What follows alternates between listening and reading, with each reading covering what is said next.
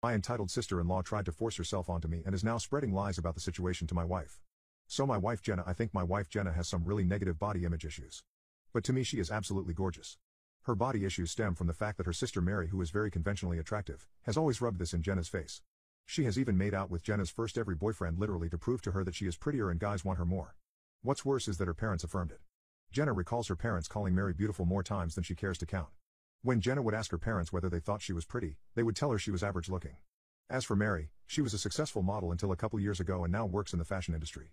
In our early days of dating, when I would tell Jenna she's beautiful, she would always say, "Just wait until you see my sister." When I did finally meet her family, she would randomly press me for weeks to talk about her sister, whether I thought she was more attractive than her.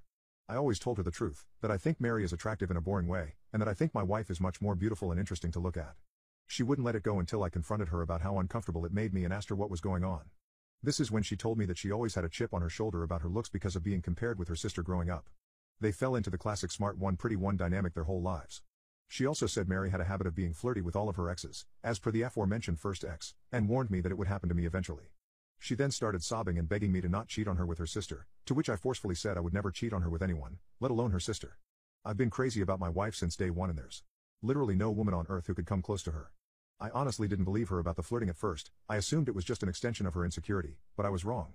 Whenever we get together with my wife's family, Mary always finds ways to touch me and make little comments about me or my body. It's super uncomfortable for everyone, especially my wife, and I've called her out on it before. She'll cool it for a while but eventually start doing it again. Of course, she is the parents' golden child too. So whenever I do tell her to knock it off, it is usually met with her mother or father telling me she is just harmlessly joking. This upsets my wife and I deeply as there seems to be no way to get through to them. It's been 6 years of this, and every time it happens my wife is upset for days and I have to do a lot of reassuring. On to the current problem. A few days ago we were at my mother-in-law's birthday party, and Mary asked me to help her grab some things from the garage. As soon as we walked into the garage, she turned and pressed me up against the door with her whole body and started trying to kiss me. I immediately pushed her off and asked her what the F she was doing.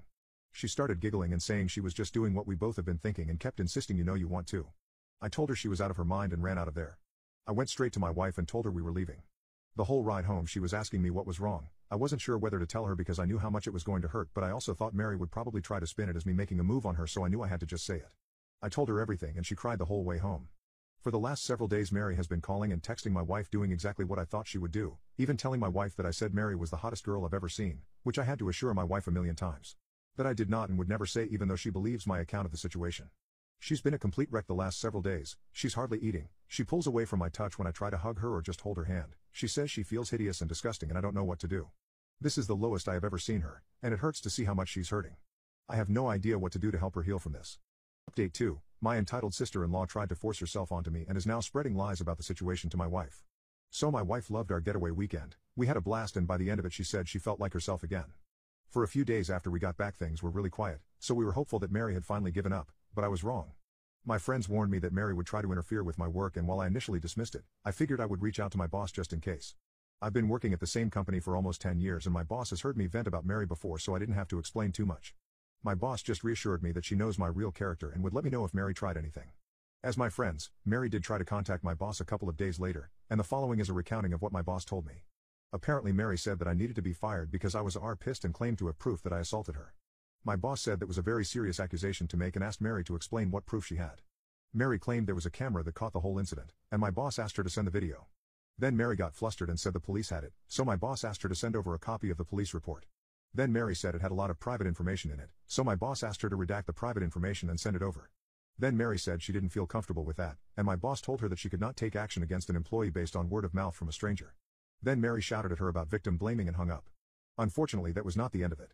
Last Wednesday, Mary somehow sent an email from my personal email account with a PP pic to the entire office. My best guess is that I must have left my email logged in on one of my in-laws' devices. She's definitely not smart enough to actually hack me. And I know this is completely beside the point, but of course she chose the weirdest looking PP I've ever seen. I played team sports all my life. I've seen a lot of PPs, and this was something else. It was moldy, with 2 large moles and a huge vein popping at the base. Anyways, I had to apologize to everyone on staff and thankfully folks were surprisingly understanding. It's actually been kind of a nice bonding experience with my coworkers. I honestly didn't consider myself to be super well liked in the office, but it feels like everyone has been going out of their way to be kind to me and it means a lot. Anyway, at this point it was clear we had to escalate things legally. I really wanted to avoid it, but she forced my hand. My wife and I have a lawyer friend who helped us draft a cease and desist letter outlining her continued harassment and the material and emotional damage this is causing us. My wife then sent a message to Mary and my in-laws with a copy of the letter and made it very clear that we would pursue criminal or civil proceedings if her harassment continued. My wife's mom then called her crying and begged her to just let it go and leave Mary alone. My wife calmly explained that Mary is the only person responsible for this whole situation, and that their parents have always enabled her awful behavior. She also said something she later regretted but I think was pretty badass. Mary is going to stick you two in a nursing home and steal your money the minute she has the chance, and you deserve it. After the way her mom reacted, my wife is firmly settled on cutting off her family completely. This happened on Friday, and on Sunday Mary's best friend and sent my brother a message on Facebook to say Mary is going to leave us alone and to please not sue her. I told my brother not to respond, then just sat and enjoyed the idea that Mary was out there somewhere freaking out about the potential of having to actually face the consequences of her actions. It must be such a strange feeling for her. Since then, we haven't heard a peep from the grapevine. Illegally importing bees into Uruguay turned me into a big-time criminal, all because a university professor wouldn't answer my calls. So I was a grocery store employee from Tulsa, Oklahoma.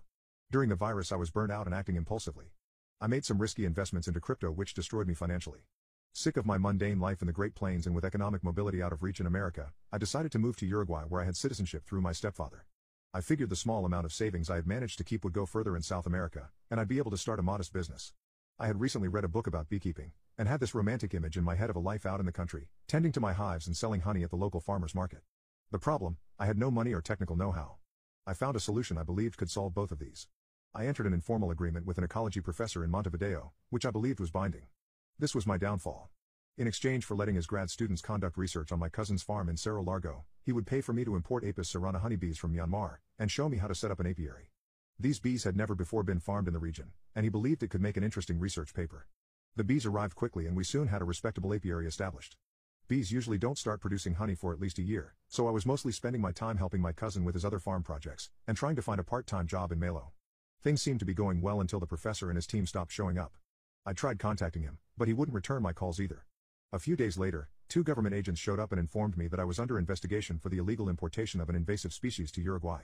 I explained my situation with the university, but I think it was the professor who had turned me in. Of course, the word of a respected ecologist was taken over that of an American Jew who had arrived in the country 2 months prior. Turns out, the bees had shown up at a few other farms in the area. Authorities were concerned they could destroy the local colonies, which have already been on the decline recently due to climate change. I was in over my head, so I ran. I arrived at the airport paranoid out of my mind. Even though I was mostly likely in for nothing more than a hefty fine, I felt like Frank Abagnale. I boarded a flight to Los Angeles and landed in the US with $14 in my bank account. My friend was able to Venmo me $100, which unfortunately wasn't enough to get to Tulsa. I found a flight to Seattle for $75 and took it without thinking. I am now writing this from the train out of the airport. God help me.